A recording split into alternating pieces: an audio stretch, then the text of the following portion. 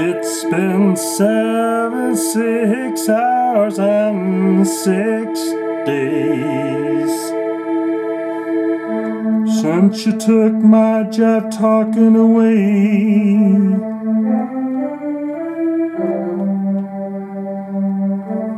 Since you've been gone, I've been reading stories and talking about all the Jive things I'm gonna do for the next episode.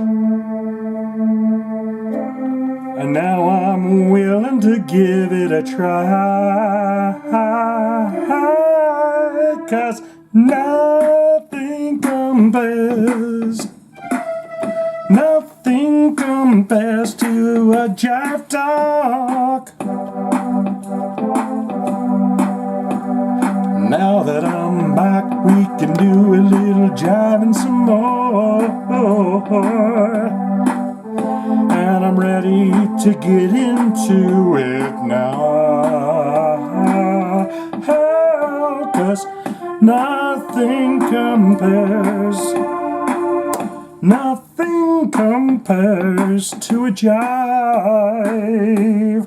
Jive it baby girl. Jeez. I'm getting really good at that. I'm getting better. Baby steps to success, right? That's what they always tell us. They say, hey, baby steps to success. First you crawl, then you walk, then you run, right? Welcome back to episode 92 of Jive Talkin with Shane Diablo, where we get into current news stories every week. Things that strike my fancy, strike my buttocks in some kind of an interesting way.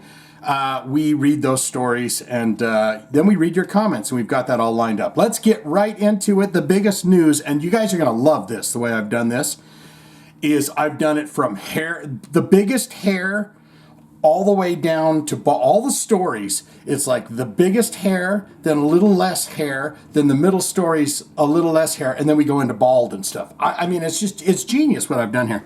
Let's get right into it, though. Steel Panther, I did not know that they were on America's Got Talent, but they were, and now they have been eliminated. Steel Panther eliminated from America's Got Talent competition.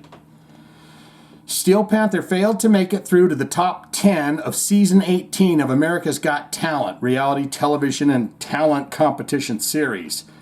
Night 2 of the America's Got Talent season 18 featured performances from 11 artists, including California glam metal jokesters and funsters, all of whom were hoping to make it through to the finale. Only 55 acts continue on to America's Got Talent live shows. 55, that seems a lot. After thousands of hopefuls from around the world auditioned for season 18, Judge Simon Cowell, Heidi Klum, Sofia Vergara, and Howie the How Mandel. That's the judges? I'm glad to see old Simon Cowell still at it, ripping people a new one, right? The remaining acts would split into groups of 11 and are competing weekly over 5 nights, and from each night, only 2 make it through to the finale. So they do a show, they got 2 acts, 1 makes it through, 2 makes it through, 4 acts, whatever. And that's it. You don't see them again. They work all their way until they get to the 8, so there's 2 picked every night, every episode. Fans are casting their votes each week to determine what 2 acts will continue on to the finale. Those winners are announced Wednesday nights at 8 p.m. Eastern Pacific Time. Based on America's overnight votes, Steel Panther didn't make it through to the season finale. Earlier tonight, Steel Panther released the following statement via social media. Huge thanks, bros. Huge thanks to all the fans who voted for us in America's Got Talent. It wasn't in the cards this time, but don't worry. Like a bad case of herpes, you can't get rid of us that easily. The battle rages on, and we will never stop flying the banner of heavy metal. Hashtag heavy metal rules. Steel Panther performed on last night's episode of the America's Got Talent. They played their classic song, Death to All But Metal, from 2009's Feel the Steel album, although they admittedly had to tweak some of the provocative lyrics in order to appear on NBC during prime time. Yeah, we'd really like you to change the words to that. So what they tell old Jim Morrison. Yeah, we'd like you to change the words to the song to Baby, We Can't Get Much Better. right? And they got in trouble for, girl, you couldn't get much higher. So they had to tweak some words about cocks and bums and tits and stuff like that. During its America's Got Talent audition in May, Steel Panther promised to give Heidi and Sophia lifetime backstage passes and concert tickets ahead of the band's performance of the song Eye of the Panther. At that time, lead singer Michael Starr informed Cowell and Mandel that Steel Panther actually has 6 studio albums as well as several live records. I've seen these guys, Sofia Vergara said in May. My husband, Hyo, hired them for his 40th birthday, and it was the best birthday he ever had, and 40 times of having birthdays, it was the very best. You guys are amazing.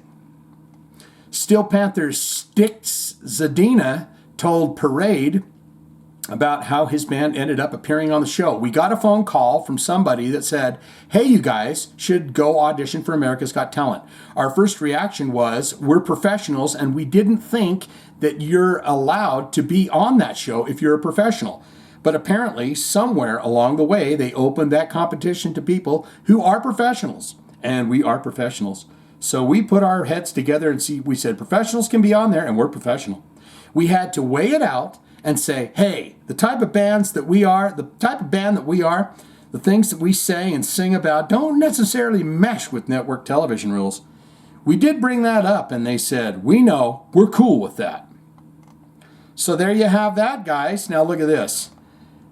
You see the hairdos. This is Steel Panther picture here, in case you're just listening. But at first, when I saw this tattoo here, it almost looked like a stocking with those little stretchy bands that go onto the underpants.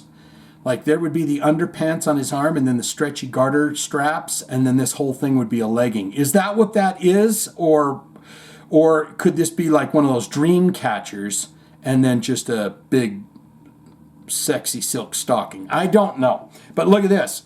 This guy's got a little bit of hair left, this Frankenstein looking fella. Danzig.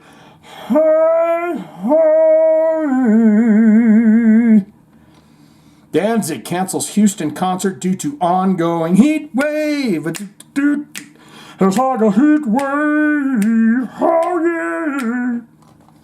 So I wanted to see what he's going on about now. Danzig canceled its outdoor show in Houston, Texas this weekend due to the ongoing heat wave. The Glenn Danzig fronted outfit was scheduled to perform on Sunday. That's the Sabbath. Why would you have Glenn Danzig? He's into the devil. Why would you have him play on a Sunday? Sunday, September 3rd on the White Oak Lawn with support from Behemoth, Twin, Temple, and Midnight. Earlier today, did those bands play? We'll find out. See, maybe they played anyways. Earlier today, Thursday, August 31st, Danzig's social media was updated with the following message. Hi! Due to the ongoing heat wave, it's hot as a hen out here. And out of concern for our crew and our fans, we are forced to cancel our outdoor show in Houston this Sunday, September 3rd. We hope to make it back as soon as possible. Refunds will be issued at point of purchase. According to the Houston public media, Houston tied its all-time record of hottest temperature on August 24th when the temperature hit 109 degrees.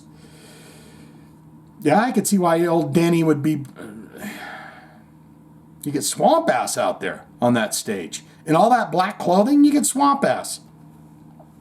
Was recorded at Bush Intercontinental Airport that tied the mark established on September 4th, 2000 and matched on August 27, 2011. The 109-degree record was tied again just 3 days later on August 27, 2023. Earlier this summer, Houston had a streak of 23 consecutive days with highs in the triple digits. I'm starting to see why he might have done that. You know, any reason is a good reason to be all up in Glenn Danzig's breasts. I'll tell you that right now. But maybe he had the right idea. The Earth recorded its warmest July on record this year. The Earth recorded its warmest July on record this year, according to the National Oceanic and Atmospheric Administration. How'd you like to work there? You sit down to goddamn Thanksgiving dinner with your family, and they go, "So what does your boyfriend do, Mindy?" And you go, "Oh, I work for the National Oceanic and Atmospheric Administration." They go, "Oh shit, I'm a garbage man." Nothing against the garbage man, I'll tell you that. I always had these. I would be a garbage man if we still got to do the where we hung on the back, and you rode down the street and you grabbed the cans and dumped them in. I would 100% be a garbage man. 45 counties in Texas had their hottest July on record, according to the Texas Tribune. And there's a little picture of Danny, and he's got the blue check mark. That's Facebook. So that's telling you he actually had to write this message with his little, hot dog fingers. He had to write this message out. They said, "I'm sorry, Danzig, but it's a verified account. You're the only person that can put a message on there. Your little cronies that give out the YouTube strikes and stuff can't do it. You have to write this." So he said, "All right, God damn it, I'll sit down and you got to turn on the Facebook though and let me know what to do." Okay, so we go from big hair to mullet hair type style, and then you got to go down to this guy. Udo Dirkschneider, look at that. He's always had that real tight cut, It's like he could just shave it off, but he's just like, nah, I'm not going to do that. He looks very intense, like he's listening to an immolation record or something, He's very, or maybe a Animals as Leaders record in those headphones of his. He's like, "Oh, God. Please, what? Oh, no, that's good." Udo Dirkschneider says younger metal bands need a concept in order to stand out. I wanted to know what he had to say about this in an interview with Let's Talk Music. Former Accept and current Udo frontman Udo Dirkschneider. Oh, sorry, UDO. I do not want to get anyone worked up. Former Accept and current UDO frontman Udo Dirkschneider spoke about his recent switch for longtime record label AFM to Atomic Fire. And I was together with AFM for 14, 15 years. So then there came up a French investor. He was buying AFM. And he was buying Nuclear Blast. He was buying nearly every record company in Germany and Austria and whatever. So, and then these people, they only want to do everything like digital. No more physical stuff. And you can watch a book with pictures and lyrics and all that stuff. And that was the point when I had to change. I mean, we're still good friends with AFM. My whole backing catalog is on AFM. But the Atomic Fire came up, and on Atomic Fire, they're all old from Nuclear Blast. They know how metal works. And they say, "Okay, we don't want to do only digital. We also want physical stuff." So the first thing I did with them was like My Way. We did that, didn't we? Yeah, we did that on the channel, his version of My Way. My cover album that I did, and they pushed me on number 4 in Germany on the charts. And it was like, whoops, they did a really good job. And so far now, with the new album, Touchdown, we did that too. We did their tune, Touchdown. With the first real studio album from my band, which I will not call Udo because it is UDO, they did an amazing job. And they know exactly how to do it, so I'm happy with them. Sometimes you have to change your business structure to something different in the business. But anyway, the whole business with record companies, especially from new bands, younger bands, it's not like it was in the 80s, Udo continued. They don't give any money for supporting or whatever. It's really, really, really heavy for new bands. If some people, they ask me, what kind of advice can you give to young bands? I always say, I think the only chance you have is you need a concept. Not only music, but you need a concept like Sabaton or Powerwolf or maybe Ghost. Am I doing this? I feel like I'm going, cranking my shoulder up. Gotta relax, baby. Just relax. Cool off. Sometimes you gotta tell yourself, just cool off. Relax. Right? You have to do something special. And very, very special. Only with music. It's not so easy. For me, I think I'm lucky. Dirkschneider added. I have everything a boy could want. I have everything that the boy could want.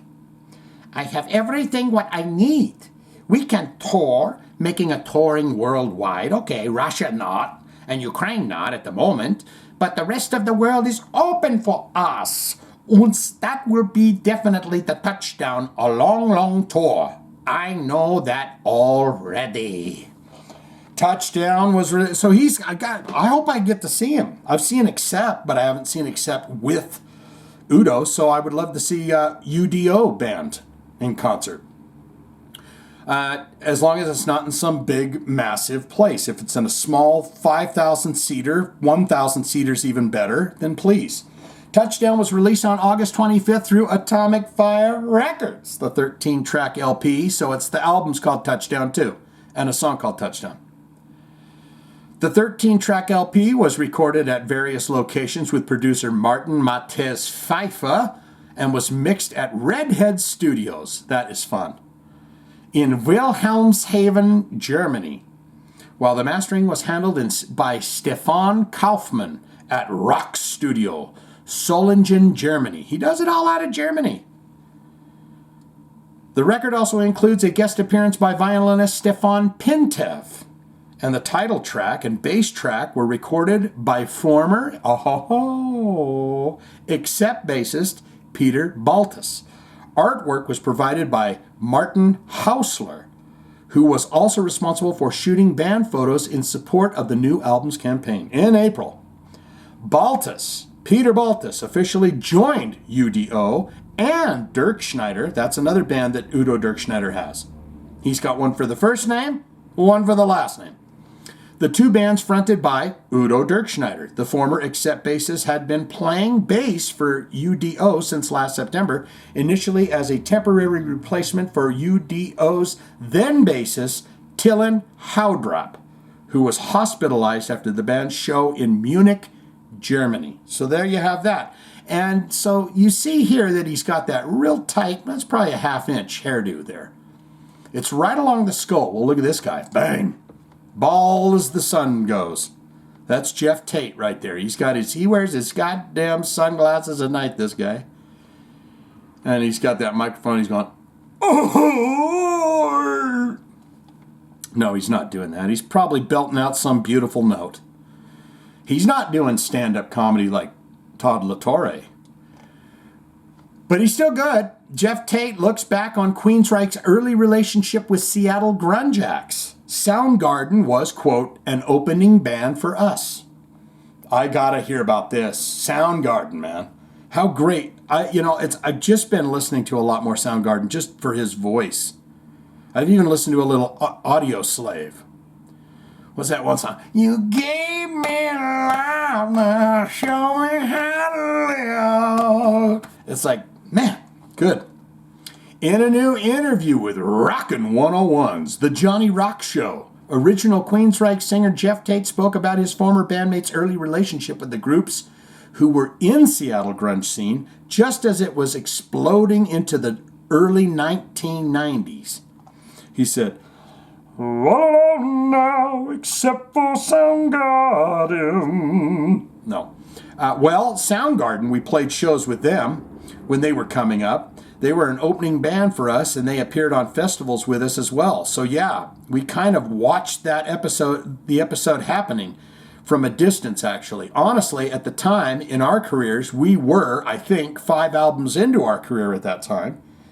And we were touring constantly, so we weren't even in Seattle when this scene was happening. Yeah, because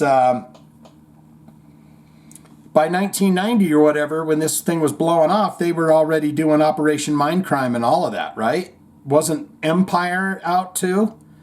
They didn't even know there was a place called Seattle by the time they were doing Silent Lucidity, right?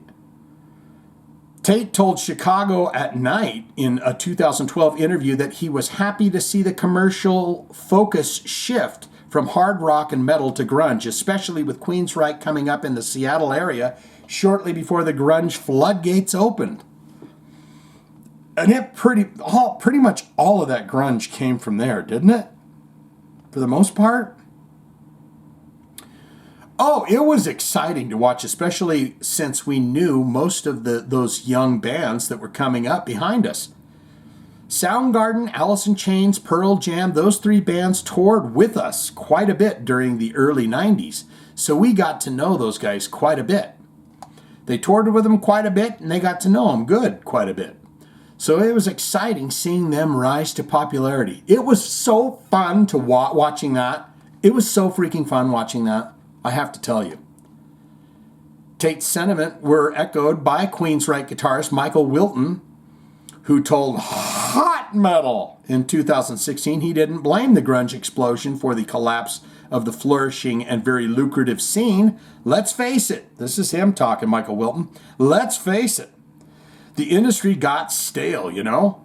We knew those guys in those bands, and I was totally happy for them. I was like, right on. This industry needs a shot in the arm or a kick in the pants.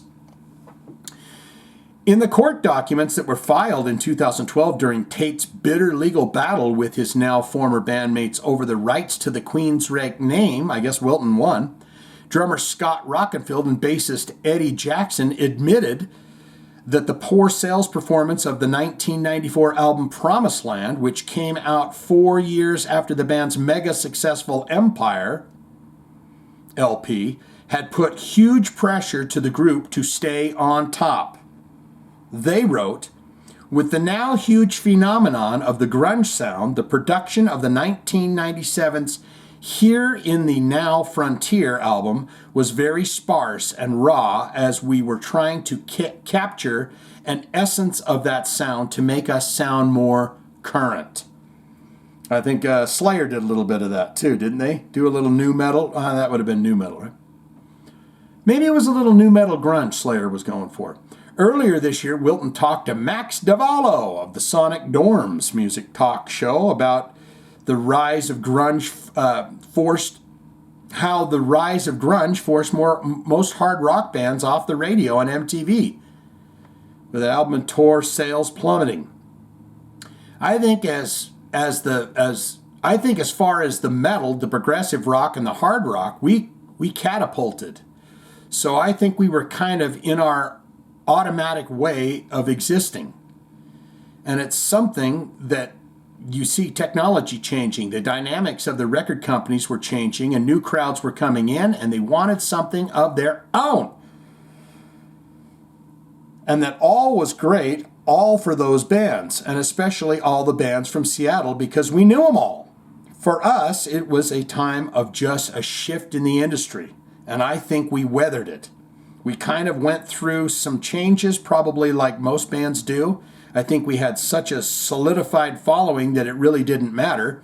We just kept doing what we do. And then the whole grunge thing happened, and that was really great. Music got stale, I guess. And this new music came in. But for us, it's always been about a certain way we do things. Whether trends and things happen, I don't think we follow trends. We just do what we want. Do what you want to do. Do what you want when you want to get crazy. Get yourself a Diet Coke if you know that. That's a hair rock band. That's from 1980s. Get yourself a Diet Coke if you know that little tune I was singing. Okay, remember I was talking about sunglasses at night? The next guy is bald but does not wear sunglasses at night. Disturbed. They got the key to the city, and look at this guy right here. He's holding on to his chest like... Been watching a lot of videos of David Draymond here, and he gets out there to the kids and the fans and the audience. He had some little girl horrified. He's like, come here, my child. Come, my child. Speak with me, my child. He kind of talks to everyone like that. And when we get in this room together, we are one. Come here, my child. Don't be creeped out by me. But they got the key to the city. I did a little TikTok about it. Disturbed win the key to the city in a small town, or maybe a big town, called Tinley Park, Illinois. They got the key to the city. And I hope that they live up to that. You know, what I said in the TikTok was, you know, you now have the key to the city. Get there fucking early. Get the gas pumps going, get the bakery going, get the breakfast rolls on, get the bank open. We still have commerce to deal with here. So when we turn those keys over to you, baby, you better get on it. Screw the rock and roll. It's time to get to work. The 4 members of Disturbed were presented with the key to the city earlier tonight, Wednesday, August 30th, prior to their concert at the Credit Union 1 Amphitheater in Tinley Park, Illinois. Can't come up with anything better than that. I mean, I get it that it's the companies that just buy or build these amphitheaters, but why can't they have better names? Credit Union 1 Amphitheater. Name it after somebody. The Jimi Hendrix Amphitheater. Disturbed shared a couple of photos from their ceremony. I hope those photos are down there because I really want to see them. Ceremony on their social media and wrote an accompanying message. Down with the cigar. What an amazing honor receiving the key to the city in our hometown. Are they from Tinley? Thank you to the mayor of Tinley Park at Colleen Sullivan 71 and to all of the trusted trustees and the board members from the sentimental moment. Tinley Park Mayor Colleen Sullivan shared a photo. I apologize. I'm not saying that she's like a colon, like a rectum. I just messed her name up. Colleen Sullivan shared a photo of the presentation on social media and wrote in an accompanying message, "Oh my gosh! What an amazing night, you guys. Recognized Disturbed in front of their hometown crowd of Tinley Park. It was an honor to present them with the key to the city on behalf of the village board, the village people, and the village of Tinley Park." Formed in Chicago in 1994, Disturbed filmed the music video for its hit song, "Are You Down with the Sickness?" at the Credit One Union Amphitheater, then known as Tweeter Center. There you go. There you go. Just call it the Tweeter Center. During Q101's Jamboree in May of 2001, Disturbed current lineup consists of vocalist David Draymond, guitarist keyboardist Dan Dunnigan, drummer Mike Wengren, and bassist John Moyer. Almost Mayer. Almost. In a 2018 Chicago Sun-Times interview, Dunnigan, who is the only member of Disturbed still residing in Illinois, reflected on the early days of the group, stating, "I love that little reminder of how it all started for us. Playing those types of rooms, places like the Vic, Metro, and House of Blues were bucket list venues, and we went to play as a local band. And it's nice to be able to return and give fans that intimate show and a little taste of the new Disturbed music." During the same chat, Dunnigan said that he still returns to those venues when not on tour, adding, "I'm still always looking for inspiration, especially from the younger bands. I like seeing the fire they have playing these clubs. It brings me back." Disturbed kicked off their summer 2023 leg of the Take Back Your Life tour, and we will burn it to the ground because they've lit 2 roofs on fire.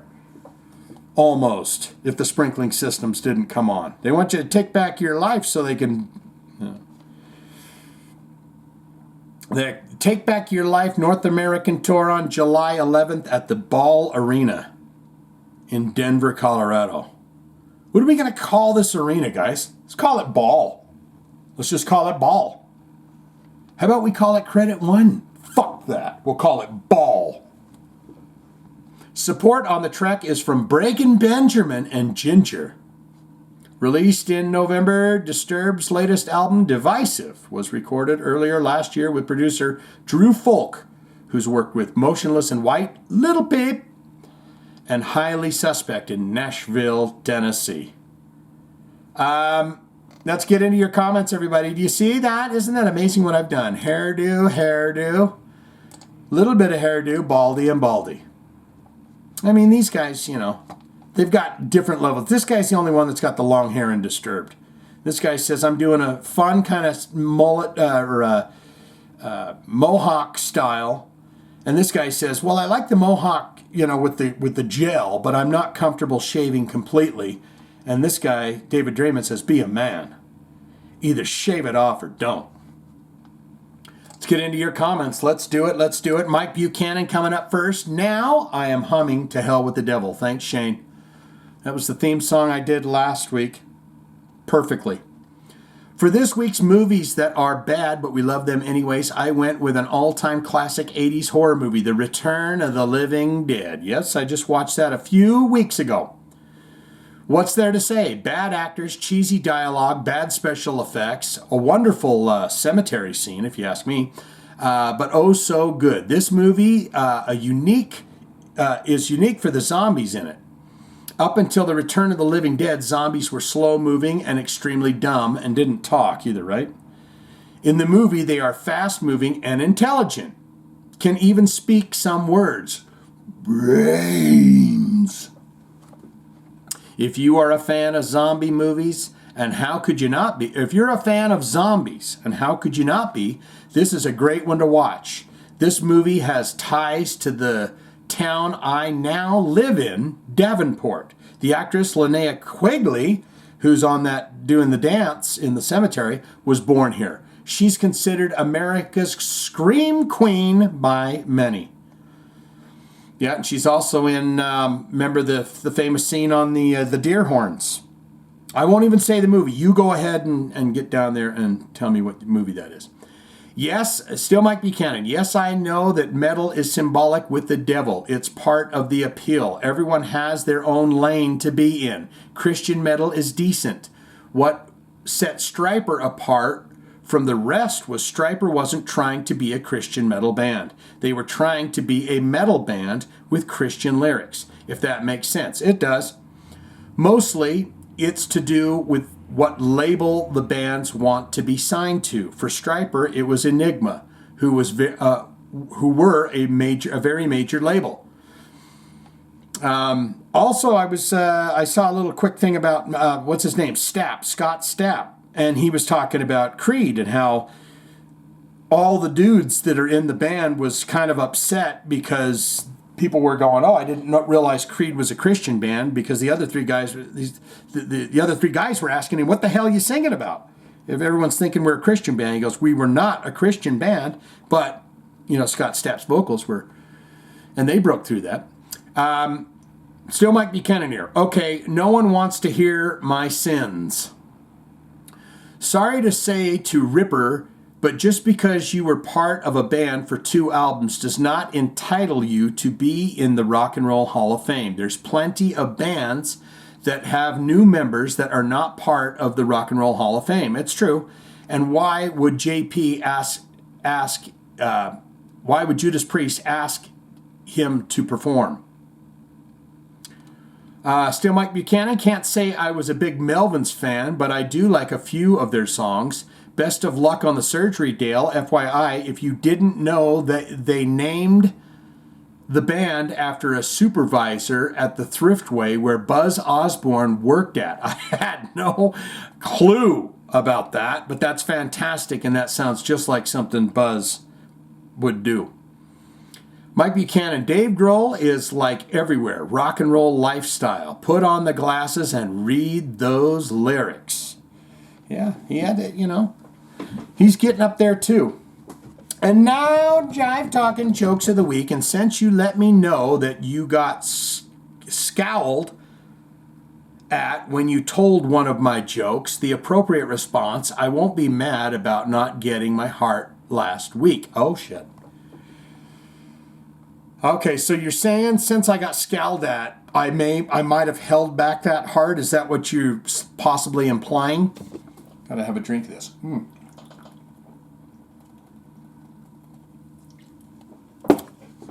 Well, I apologize about that. I may have just, it wandered. I wasn't thinking too much about it, but now maybe I won't give you a heart because your joke floundered. They just, I mean, that's the best jokes though, right? It's the ones where people grind their teeth and they go, oh God, I hate you. I feel like those are the best jokes. After getting sick of my, okay, here we go. After getting sick of my dad jokes, my wife locked me out of the house tonight. I text her, oh, pun the door. I'm still outside. Wife, I just got stung by a jellyfish. Quick, pee on it. Husband, peeing on the jellyfish. That's for stinging my wife. I like that. I like it. What do you get when you mix a penis, potato, and a boat? A dictatorship. If two witches watched two watches, which witch would watch which watch? Each witch would watch which watch belong to which witch's wrist. Oh my gosh. I returned my lizard to the pet store as he wouldn't stop telling dad jokes. That's not a lizard, the store clerk told me. That's a stand-up chameleon. And finally, I picked up a hitchhiker last night. He asked, how do you know I'm not a serial killer? I replied, the chances of two serial killers being in one car is astronomical. That one's good. That's tight. The chances of two serial killers being in one car. Oh, you're getting a heart. Bang! Right there. Kevin Ortega coming in with his stuff here. Good weekend to everyone. My thoughts on the following. Love it. Look at this. He's got it. Bus ride. He's talking about my bus ride where there was the drunk folks on there and I was nestled in between them. I feel for you, brother. I have rode the Greyhound a couple of times and I've had my share of horror stories, but luckily not as bad as people getting up and hurting others bad, but having to deal with some interesting people, just putting it nice. I have vowed never to ride the Greyhound anymore. I've heard those long road trips like that, you can get some very interesting folks on there. Kevin Ortega on Michael Sweet. On Metalheads more with Satan and death than Jesus. Just let people listen to what they want and do what they want. Who cares? Don't get me wrong, I like Stryper and Christian metal bands just as much as I like all the satanic bands. Music is music, and that is what I really listen to it for. Also, about the Bible. Where does he get such a ridiculous thought of it being canceled? I don't think so, buddy boy. He's talking about Michael Sweet was saying at some point the Bible will be canceled. And it's the biggest selling book of all time. There's one in every hotel. Good luck canceling that. There isn't a landfill big enough for all those copies. You know what I'm talking about? Kevin Ortega on Ghost. I may get flack for this, and good for them on this and their achievements. Ghost is okay, but not the best in the world. I really like the old Ghost before they have gotten inflated. Before they have gone inflated. I mean, if I'm being honest, the stuff that I really like is those first three records. But then I'm reading, last week when we talked about Lady Gaga and Madonna's songwriter producers that are working with him, it makes sense because that's what I mentioned it on when we did the the reaction video to Rats or Dance Macabre or whatever it's very Broadway now. I mean, they get up there. It's a great show. It's a good time. It's a fun time. The songs are very catchy. They give you the goosey bumps and all that. And it's very kind of a triumphant show, but it is very Broadway. He's wearing flashy, he does costume changes, at least 3 or 4 throughout the show. So they've definitely went mainstream pop metal. Kevin on Tim Ripper Owens not invited to the Rock and Roll Hall of Fame. Should he be surprised? ? Did he really think they would call him, mention him, or thank him? Maybe a mention, sure, but those 2 albums are pretty bad. I love his voice, but in other ways, those albums were crap, in my opinion, and I'm not afraid to say it. I know he is owed his dues, but we are talking about some big egos of the Priest camp, and yes, they are one of my all-time favorite bands. Alrighty. Kevin on Dale of the Melvins. Best of luck to his spinal surgery and the spinal surgeon. We want to wish him luck too. We don't want him to go out for margaritas the night before. Kevin on Dave Grohl. Oof, reading lyrics from a phone, ? Especially Dirty Deeds Done Dirt Cheap, ? Isn't that one of the most top 10 AC/DC cover songs? Not that hard to know the lyrics if you do some rehearsal, Dave. Come on. Thanks always for the hard rock and heavy metal news, brother. Cheers and have a great weekend. You too, and bang, there's your heart. Miss Althea coming in. She's got her goodie list. The Dumbstruck Fool says, your drunk family on the bus story brought back horrific memories of my high school senior week. All right. In Ocean City, Maryland, sometime around June 1984, all I can say is, I feel you, darling.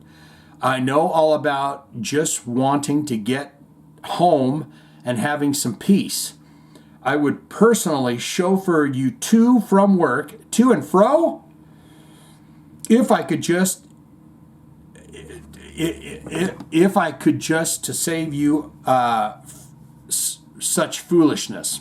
Jesus, I'm not reading good today, guys. I apologize. And not like I have never been drunk or loud, which I am anyway, with the aid of alcohol, just not in the form of public transportation. Keep it in the bar or in the privacy of your own home, y'all. I mean, these people were really having a good time, and they had not a fucking care in the world for anyone. You know, even when you get on the bus, they'll tell you you can't listen to music. It has to be in your earphones. You turn something on and they hear your phone playing music, they'll stop the bus and say, hey, but, you know, a whole family gaggling on, screaming and yipping and yelling. Yeah, no problem with that. Miss Althea on Michael Sweet. I don't agree with him, at least not in full. Just because one listener to or performs music laden with satanic lyrics or references does not mean you are not or cannot be a Christian. Satan sells, but who's buying? ? The majority of the metal market at large, that's who. Yeah. Everyone wants a car wreck, danger, you know, and you want good, hard, heavy metal. Look, when I was laying in bed listening to Hell Awaits when it opened up, I felt like, man, I am entering a whole new world. I had friends that came over when I started getting into King Diamond and Merciful Fate that came over and had like a mini intervention in my bedroom. I'm hanging up posters on the wall. And they're like, we read an article that said that he got his voice from the devil.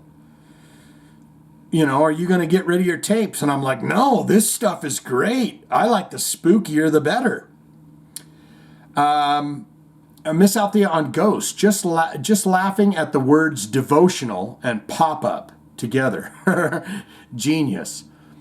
Miss Althea on Ripper Owens, really unbelievable and acceptable that he is persona non grata with the Priest place in the Rock and Roll Hall of Fame. What a way to thank a guy who continued to carry the band after their centerpiece, Rob Halford, decided to walk away and do his own thing for a decade. That's 10 years. And especially when Priest garnered a Grammy nom during that time. That's the two things that I kind of think they should have at least give him a shout out because of 10 freaking years in a band. That's not 1 year. That's not him coming in, in 2 years' time to do 2 albums or whatever, and Rob Halford saying, "Gosh, I'm coming back." That was 10 years, and they got a Grammy nomination. Miss Althea on Dale Crover. I am not well read on the Melvins in the least, but all the best to Dale with the upcoming surgery and recovery. See, that's just positive vibes. Miss Althea on Dave Grohl. Chevy metal kind of sounds like the new Sin City Sinners or whatever that revolving door all-store band situation is in Vegas. I'm looking that up. See if there's some nuggets in there. And no one should need a lyric sheet for AC/DC's Dirty Deeds. Doesn't every metalhead know that song by heart? Apparently not. Miss Althea on Gene Barnett. Oh, yeah. Gene Barnett was the drummer in Lillian Axe. Okay, because I was asking if it was the singer guy from Dirty Looks, Lillian Axe. Gene Barnett was the drummer in Lillian Axe and Dirty Looks. Bonus points for riffing on Ruby. Didn't he sound a lot like Bon Scott? Baby's got class when she sings that out, and maybe gonna be the diamond ring. He sounded a lot like him. That guy should have done a AC/DC cover band. And yeah, he's in that video, although all you really see is his hair. Really?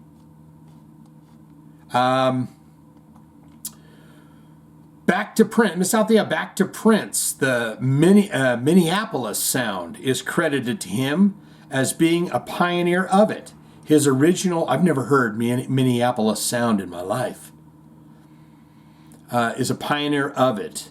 His original recording of I Feel For You was indeed a track on his self-titled 1979 album. I got to listen to it now. And yes, Nothing Compares to You was written by him, but it was originally recorded by The Family, an offshoot project he produced, which included members of The Time. I said, I think I got to know you. Oh, was that them? Jungle Love? I think that was them. Or was that Digital Underground? Because the sound's laid down by the underground. The Time and his backing band, The Revolution. The lead female singer, his guitarist, Wendy, twin sisters, I remember them from the movie, when they were on stage with him. Twin sisters Wendy and Susanna, they were engaged for a while in the mid-'80s, but never married. Super bonus points for the reference to Ghost Adventures and Zach Bagans in the closing theme. Yeah. I love me some ghost shows. I'll watch the worse the better. I've been binge watched this 3-episode series called The Paraseekers on Tubi because it is so bad it's good. The Paraseekers. But Zach Bagans, yep. And the crew.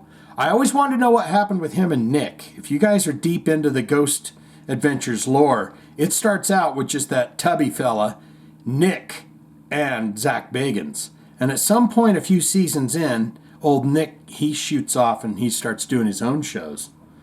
I'm wondering what happened with that. Miss Althea, super bonus. Okay, Zach and that. All right, there's your heart, dear. Wabang. Oscar's got a trifecta here. The blood on David Grohl's hands still hasn't dried. Did he kill Kurt Cobain? Taylor wanted a break, and Mr. Hollywood Grohl said negative. Oh, is that what well, he's still going. I mean, that might be the case. Because what did Dave Grohl do? Oh, he died? Let's do a big festival gig to him. And then they got Josh Freese in there. He might not be far off the mark. Oscar Salvador here on Matt, Mark, and Mike's suite sound a little judgmental and hypocritical by laying some establishment as alcoholic bars. I was raised Protestant, and part of me ponders if Sweet will rot in hell. Oh my God. Next to piece of shit Kerry King.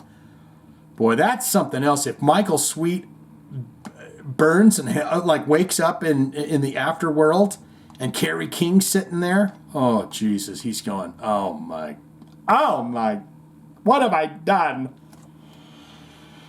I enjoy Slayer compositions, but Kerry is a prick. Boy, I'm going to have to tell you guys a story one time about meeting Kerry King's wife. I went on this trip out to Arizona, and I just had a blast, and I saw so many bands, and this is the same time I saw Deftones and Max Cavalera and all that.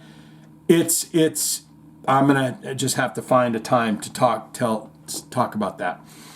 There are a few, still Oscar here, there are a few fun YouTube videos of Slayer minus Prick King, as he is too cool playing ZZ Top and other covers at a sound check. Alex from Testament joins the fun in one of the videos. I'll have to look into that, Oscar. Thank you. Oscar here one more time. Regarding the opening lyrics, I like how you curse sparingly. It is not overdone, nor loses emphasis. Thanks for welcoming us to another Jive motherfucking Talkin. There you go, my friend. He sees those 3 hearts go off, and I bet his heart just lights up. I'm recording this right now, and he's gotten a notification. Ba-ding! Shane just liked your comment. Ba-ding! Shane just liked your comment. I hope there's a voice that does that. And then, of course, we end off with Sticky Doll here. Dave Grohl reading lyrics on stage on his phone? Ugh. Maybe the guitar player should just leave his clip-on tuner clipped on the headstock. And the bass player and the drummer can put up music stands with all of the sheet music. Sorry, Shane, these are super pet peeves of ours. Looking forward to celebrating your 100th show. Yeah, because this is 92.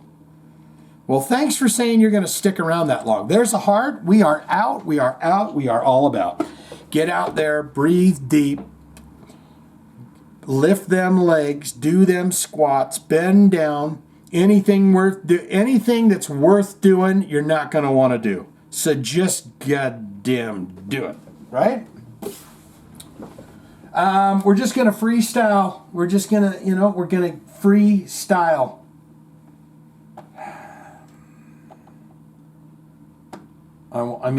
I just need a good beat. No, it's just... We do a little techno. Get that volume up a little. We got a tone. What's this?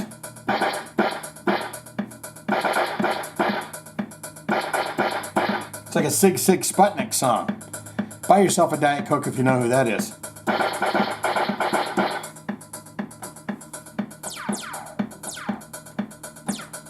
Jive, jive, jive, jive, jive.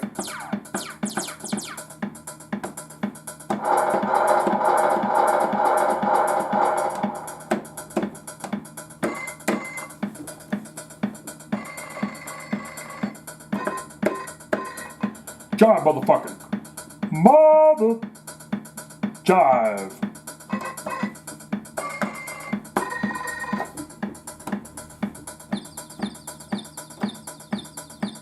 Little birdie. Jive, little birdie, jive.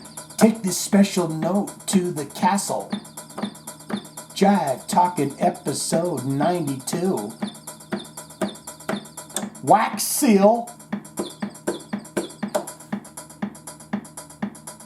Jive motherfucking, let's go.